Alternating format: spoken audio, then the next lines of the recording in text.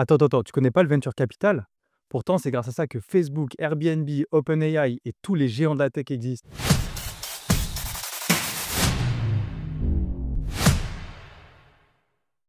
Salut, c'est Kémil. Sur cette chaîne, je démystifie l'univers des startups et du venture capital. Donc, si ces sujets t'intéressent, abonne-toi.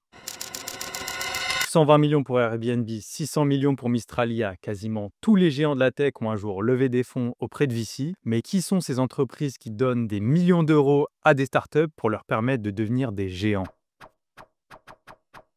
Le VC, c'est l'abréviation de Venture Capital, ou Capital Risque en français. C'est l'activité qui consiste à investir dans des startups en échange de parts dans l'entreprise. En gros, c'est un peu des accélérateurs de croissance. Ils financent des projets qui valent pas grand-chose pour les transformer en entreprises qui valent des milliards. Les principaux acteurs du Venture Capital, c'est les fonds VC, donc les fonds dédiés à l'investissement dans les startups. Ils sont gérés aux États-Unis principalement par des anciens entrepreneurs, tandis qu'en France, c'est plutôt des gens de la finance. Alors, il y a quand même quelques exceptions, comme le fonds Serena ou le fonds 50 Partners, qui ont été créés par des entrepreneurs et fonctionnent sur un modèle plutôt américain. Comment fonctionne un fonds VC? Globalement, le fonctionnement de ces fonds VC, c'est de récolter de l'argent auprès de gouvernements, d'institutions, de family office, de personnes très fortunées, et puis d'investir tout cet argent dans des startups en échange de parts.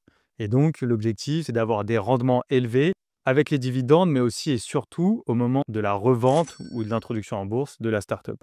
On va prendre un exemple. Imaginons que j'ai créé une super plateforme qui permet de mettre en relation des particuliers pour la location d'appartements pendant les vacances, au hasard. Ma plateforme, elle cartonne, j'ai des milliers d'utilisateurs, un potentiel énorme, mais je commence à être limité en termes d'argent. J'ai besoin de recruter, de faire des développements, des campagnes marketing. Je suis allé voir toutes les banques, il n'y en a aucune qui veut m'en prêter et j'ai déjà utilisé toutes les subventions possibles. Bref, je suis un peu dans l'impasse. Du coup, une des solutions, c'est d'aller voir un fonds VC. Je vais aller voir le fonds VC, lui pitcher mon projet, mes ambitions, ma vision, lui présenter mon équipe. Et si tout ça l'intéresse, qu'il croit mon projet, il va décider d'investir dans ma startup. Il va me donner de l'argent en échange de parts, en espérant que plus tard, je lui rapporte des millions, voire des milliards. Et puis, il va m'accompagner.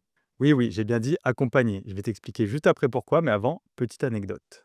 L'objectif des VC, c'est de trouver la pépite, la startup qui leur apportera le gros lot. Et ça arrive pas souvent, mais il y a des fois où les multiples sont juste impressionnants. Et ça a été le cas de WhatsApp. WhatsApp a connu une levée de fonds assez particulière parce que tout au long de leur levée, ils ont été accompagnés que par un seul fonds VC, Sequoia Capital.